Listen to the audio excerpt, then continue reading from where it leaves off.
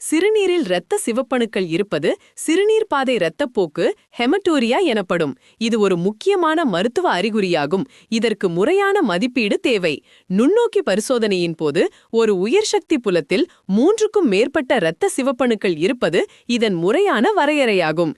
இந்த அறிவுறுத்தல் தொகுதி நோயறிதல் மற்றும் மேலாண்மைக்கான ஒரு கட்டமைக்கப்பட்ட அணுகுமுறையை கோடிட்டு காட்டுகிறது. சிறுநீர் பாதை இரத்தப்போக்கின் வெளிப்பாடு 2 முக்கிய வகைகளாக வகைப்படுத்தப்படுகிறது. வெளிப்படையான சிறுநீர் பாதை இரத்தப்போக்கு என்பது கண்ணுக்கு தெரியும் வகையில் நிறமாறிய சிறுநீராகும். இது பெரும்பாலும் வெறும் கண்ணுக்கு சிவப்பு அல்லது தேநீர் நிறமாக தோன்றும். இதற்கு மாறாக நுண்ணிய சிறுநீர் பாதை இரத்தப்போக்கு ஆய்வக பகுப்பாய்வு மூலம் மட்டுமே கண்டறிய முடியும். இவற்றை பிரிப்பது சாதாரணமானது முதல் கடுமையானது வரை உள்ள நிலைகளை கண்டறிவதில் முதல் படியாகும். தொடர்வதற்கு முன் மருத்துவர்கள் உண்மையான சிறுநீர் பாதை இரத்தப்போக்கை உறுதிப்படுத்த வேண்டும் மற்றும் சிவப்பு நிற சிறுநீரின் பிற காரணங்களிலிருந்து அதை வேறுபடுத்த வேண்டும். சில மருந்துகள், பீட்ரூட் அல்லது பிளாக்பெர்ரி போன்ற உணவுகள் மற்றும் தசை சிதைவிலிருந்து வரும் மயோகுளோபின் இருப்பது இரத்தத்தின் தோற்றத்தை ஒத்திருக்கலாம். நோயறிதல் துல்லியத்திற்கு உண்மையான இரத்த சிவப்பணுக்களின் இருப்பை சரிபார்ப்பது அவசியம். உறுதி செய்யப்பட்டதும் நோயறிதல் கவனம் சிறுநீர் பாதையில் இரத்தப்போக்கின் சரியான மூலத்தை கண்டறிவதில் மாறுகிறது. சிறுநீரகங்கள் முதல் சிறுநீர் குழாய் வரை எங்கும் இரத்தப்போக்கு ஏற்படலாம். காரணங்கள் பொதுவாக குளோமருலர் மற்றும் குளோமருலர் அல்லாத ஆதாரங்களாக வகைப்படுத்தப்படுகின்றன. இது மருத்துவர்களுக்கு சாத்தியமான அடிப்படை நோயியல் மற்றும் தேவையான சோதனைகளை குறைக்க உதவுகிறது. குளோமெருலர் காரணங்கள் உள்ளார்ந்த சிறுநீரக நோயை உள்ளடக்கியது மற்றும் சிறுநீர் பகுப்பாய்வில் குறிப்பிட்ட கண்டுபிடிப்புகளால் பெரும்பாலும் பரிந்துரைக்கப்படுகின்றன. இவற்றில் புரோட்டீனூரியா, டிஸ்மார்பிக் சிவப்பு இரத்த அணுக்கள் மற்றும் சிவப்பு இரத்த அணுக்கள் கொண்ட உருளைகள் அடங்கும். IgA நெஃப்ரோபதி மற்றும் சிஸ்டமிக் லூபஸ் எரிதிமட்டோசிஸ் போன்ற சிஸ்டமிக் நிலைகளுக்கு 2ஆம் நிலை நெஃப்ரிட்டிஸ் ஆகியவை குளோமெருலர் நோயின் பொதுவான எடுத்துக்காட்டுகள். குளோமெருலர் அல்லாத காரணங்கள் மிகவும் பொதுவானவை மற்றும் பரந்த அளவிலான நோயியல்களை உள்ளடக்கியது. மிகவும் பொதுவான காரணங்களில் சிறுநீர் பாதை நோய் தொற்றுகள், UTIs மற்றும் சிறுநீர் கற்கள், பொதுவாக சிறுநீரகம் அல்லது சிறுநீர்ப்பை கற்கள் என அழைக்கப்படுகின்றன.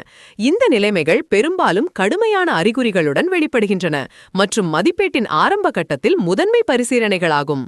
குறிப்பிட்ட மக்கள் தொகைக்கு பிற குளோமெருலர் அல்லாத காரணங்கள் மிகவும் பரவலாகின்றன.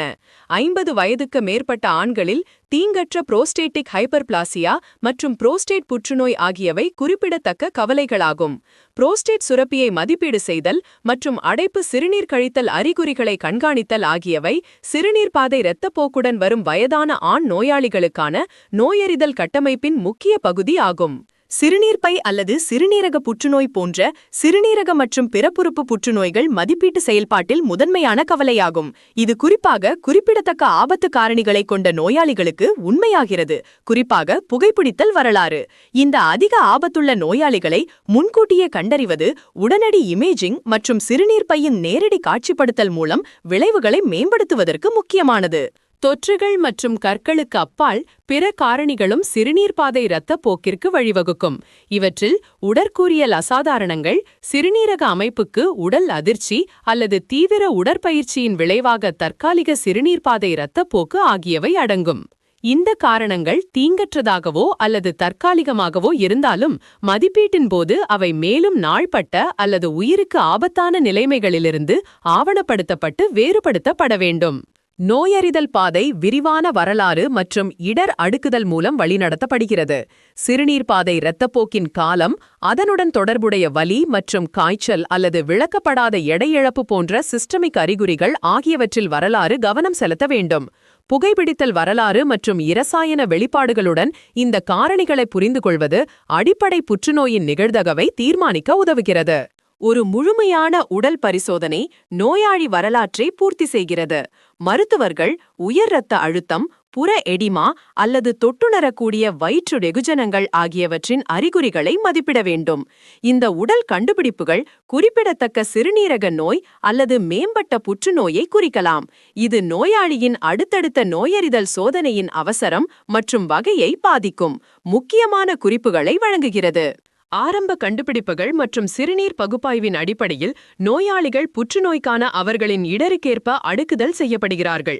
குறைந்த ஆபத்துள்ள நோயாளிகளுக்கு மீண்டும் சிறுநீர் பகுப்பாய்வுடன் கவனிப்பு மட்டுமே தேவைப்படலாம். இருப்பினும் இடைநிலை மற்றும் அதிக ஆபத்துள்ள நோயாளிகளுக்கு கடுமையான நோயை நிராகரிக்க மேலும் விசாரணை தேவைப்படுகிறது. இது அதிக மருத்துவ ஆபத்தில் உள்ளவர்களுக்கு வளங்கள் கவனம் செலுத்தப்படுவதை உறுதி செய்கிறது. மேல் சிறுநீர் பாதை வெகுஜனங்கள் அல்லது கற்களுக்காக மதிப்பிடுவதற்கு சிறுநீரக அல்ட்ராசோனோகிராஃபி பொதுவாக மேலும் விசாரணையில் அடங்கும். கூடுதலாக சிறுநீர்ப்பை மற்றும் சிறுநீர் குழாயை நேரடியாக காட்சிப்படுத்த சிஸ்டோஸ்கோபி பயன்படுத்தப்படுகிறது. சிஸ்டோஸ்கோபி சிறுநீர்ப்பை புற்றுநோயை கண்டறிவதற்கான தங்கத்தரம் ஆகும் மற்றும் அதிக ஆபத்தில் உள்ள நோயாளிகளுக்கான மதிப்பீட்டின் ஒரு முக்கிய அங்கமாகும். சுருக்கமாக, சிறுநீர்ப்பாதை இரத்தப்போக்கின் மதிப்பீடு என்பது இரத்த சிவப்பணுக்களை உறுதிப்படுத்துவதிலும் அவற்றின் மூலத்தை வேறுபடுத்துவதிலும் கவனம் செலுத்தும் ஒரு முறையான செயல்முறையாகும். வரலாறு, உடல் பரிசோதனைகள் மற்றும் இடர் அடுக்குதல் ஆகியவற்றை பயன்படுத்துவதன் மூலம் மருத்துவர்கள் அடிப்படை காரணத்தை கண்டறிய முடியும். இந்த கட்டமைப்பை பின்பற்றுவது சிறுநீரக மற்றும் பிறப்புறுப்பு புற்றுநோயை கண்டறிவதில் முதன்மையான முக்கியத்துவத்துடன் ஒரு விரிவான மதிப்பீட்டை உறுதி செய்கிறது.